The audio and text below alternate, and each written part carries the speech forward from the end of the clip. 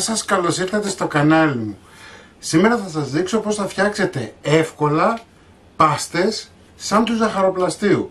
Έτσι, είναι πολύ εύκολη διαδικασία, αρκεί να ακολουθήσετε τα βήματά μου και όλα θα πάνε καλά. Από νοστιμία δεν υπάρχει.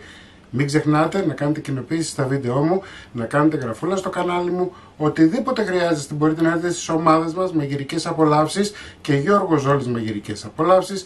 Γράψτε μου ένα σχόλιο από που με βλέπετε και τώρα πάμε να σας δείξω την εκτέλεση και τα υλικά. Το πρώτο πράγμα που θα κάνουμε είναι να χτυπήσουμε 700 γραμμάρια κρέμα γάλακτος 35% full λιπαρά, έτσι. Μπορείτε να το κάνετε και με φυτική, δεν υπάρχει πρόβλημα, ίδια διαδικασία, αλλά εγώ έχω επιλέξει να βάλω ζωική γιατί θα χρησιμοποιήσουμε και γκανάζ που θα χρειαστούμε και εκεί πέρα κάποια κρέμα γάλακτος, οπότε να μην σας μπλέκω. Λοιπόν, 700 γραμμάρια κρέμα γάλακτος, 70 γραμμάρια άχνη ζάχαρη, τη ρίχνω και αυτή μέσα και τη χτυπάω να γίνει σαν τη γη. Μπορείτε με το μίξερ, με την κουζινομηχανή σας, αλλά και με ένα μιξεράκι χειρός. Η σαντιγή μας είναι έτοιμη. Πώς καταλαβαίνουμε ότι είναι έτοιμη? Τη γυρνάτε ανάποδα και δεν πέφτει. Βλέπετε? Λοιπόν, θα την μεταφέρουμε σε ένα μπολ. Κοιτάξτε. Ο χρόνος χτυπήματος είναι ανάλογα τη δύναμη που έχει το μίξερ σας, γι' αυτό και δεν σας λέω. Έτσι, υπολογίστε ότι περίπου θα σας πάρει γύρω στα 5 λεπτά. Όπως είναι θα την βάλουμε στο ψυγείο, εντάξει, για να ξεκινήσουμε να φτιάξουμε τη σοκολάτα που θα ρίξουμε μέσα. Εδώ έχω 200 γραμμάρια κρέμα γάλακτος, 35% full λιπαρά και θα την αφήσω να έρθει σε σημείο βρασμού για να ρίξω 300 γραμμάρια σοκολάτα, κουβερτούρα γάλακτος και κουβερτούρα. Εγώ κάνω πάντα μίξη, αν θέλετε όμως μπορείτε να βάλετε ή κουβερτούρα γάλακτος ή κουβερτούρα απλή, έτσι. Εγώ όμως κάνω πάντα μίξη. Μόλις αρχίσει και αχνίζει, ρίχνουμε τις σοκολάτες.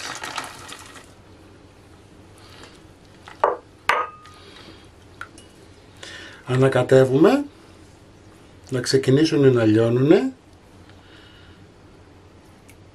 Επάνω στη φωτιά, όμως την κλείνετε. Που να ανακατεύουμε καλά να λιώσουν οι σοκολάτες. Κοιτάξτε πως γυάλισε. Έτσι συνεχίζουμε το ανακάτεμα μέχρι να λιώσουν τελείως. Δεν θέλουμε κομμάτια μέσα. Λοιπόν, φέραμε τη σαντιγή μας από το ψυγείο. Εάν θέλετε να κρατήσετε λίγη για στόλιμεσμα μπορείτε να το κάνετε. Έτσι. Εγώ θα κρατήσω λίγη για να στολίσω από την πάνω μεριά. Αυτό φτάνει. Το βάζουμε στο ψυγείο και το αφήνουμε μέχρι να έρθει η στιγμή που θα το χρησιμοποιήσουμε.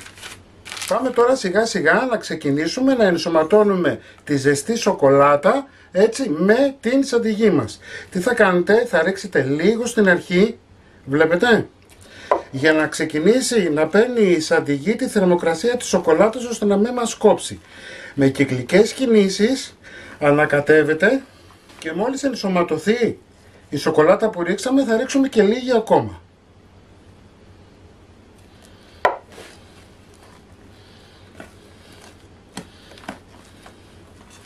Με κυκλικές κινήσεις πάντα, κάθε φορά που ρίχνουμε θα ρίχνουμε και λίγη περισσότερη ποσότητα γιατί πλέον έχει αρχίσει και παίρνει η σαντιγή τη θερμοκρασία και δεν έχουμε το φόβο να μας κόψει. Βλέπετε που έχει αρχίσει και γίνεται νερουλή, όμως μη σας φοβίζει καθόλου, δεν υπάρχει κανένα πρόβλημα. Και από τη στιγμή λοιπόν που έχει φτάσει σε αυτό το σημείο θα ρίξουμε τώρα και όλη την υπόλοιπη και στην ουσία η κρέμα μας είναι έτοιμη. Ωραία. Λοιπόν, τώρα θα μου πεις πώς θα δώσουμε σχήμα. Έτσι είναι πολύ απλά τα πράγματα. Θα πάρετε μια φόρμα του κέικ, εντάξει, θα βάλετε μια λαδόκολλα μέσα στη μέση και απλά θα ρίξετε το μείγμα. Μπορείτε να το κάνετε με 2, θα γίνει πιο χαμηλό. Θα βγουν όμως περισσότερα κομμάτια.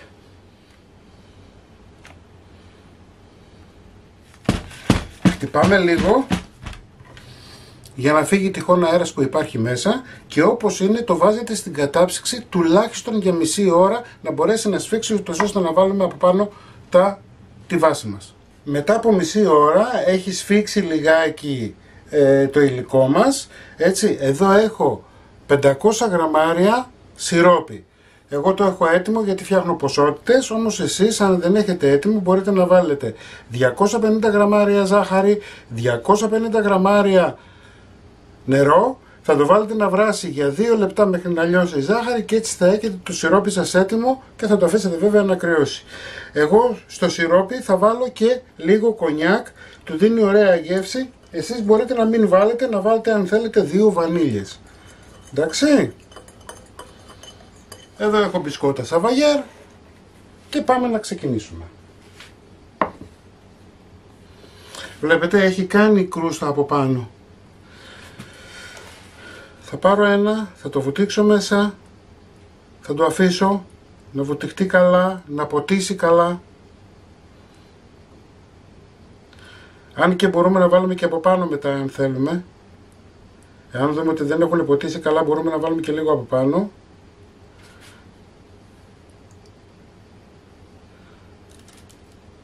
Και θα το βάλουμε στην άκρη. Αφού ποτίσανε καλά τα μπισκότα μας και έχουν μαλακώσει, δεν ξέρω αν το βλέπετε, έτσι. Θα κλείσουμε με τη λαδόκολλα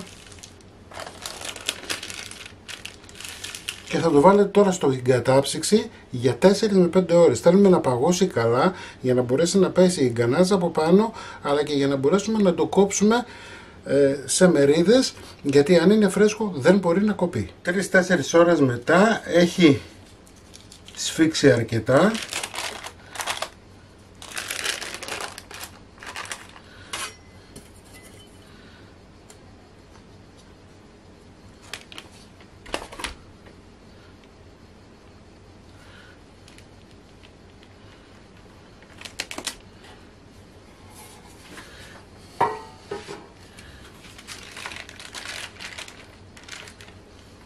Ωραία. Και τώρα αυτό που έχετε να κάνετε είναι να βγάλετε τη λαδόκολλα. Θα φτιάξουμε τώρα μία σοκολάτα για να μπορέσουμε να καλύψουμε το γλυκό μας και να το στολίσουμε με τη σαντίγη. Αφού αφήνουμε τις πάστας μας, τη φόρμα μας στην κατάψυξη να παγώνει καλά, έτσι τη θέλουμε πάρα πολύ κρύα για να μπορέσει να αντέξει τη θερμοκρασία της σοκολάτας που θα βάλουμε από πάνω. Εντάξει. Λοιπόν, εδώ έχω 100 γραμμάρια κρέμα γάλακτος φούλη λιπαρά και εδώ έχω 200 γραμμάρια κουβερτούρα γάλακτος και κουβερτούρα. Μπορείτε εσείς να αν θέλετε ή αν δεν έχετε να βάλετε ή το ένα ή το άλλο, δηλαδή ή κουβερτούρα γάλακτος ή κουβερτούρα κανονική. Δεν υπάρχει κανένα πρόβλημα. Περιμένουμε να ζεσταθεί καλά η κρέμα γάλακτος για να μπορέσουμε να λιώσουμε τη σοκολάτα μας.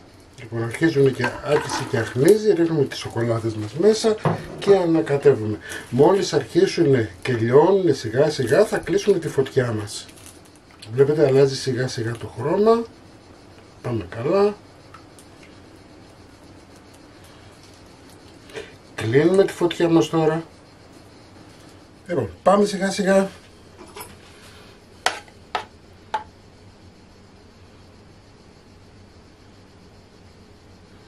Βλέπετε ότι η αλλαγή της θερμοκρασίας, βλέπετε που αχνίζει.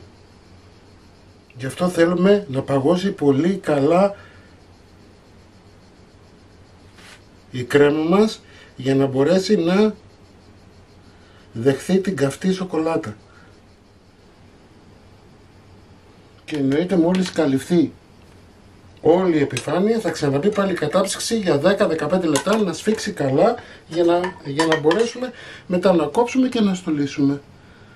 Πάω κατάψυξη, να την αφήσω να κρύωσει λιγάκι για να συνεχίσουμε να το κόψουμε. Λοιπόν, έχει πήξει αρκετά, έχει σφίξει. Αυτό που θα κάνουμε είναι να κόψουμε λίγο τις άκρες. Καλό είναι κάθε φορά που κόβετε να σκουπίζετε λίγο το μαχαίρι σας.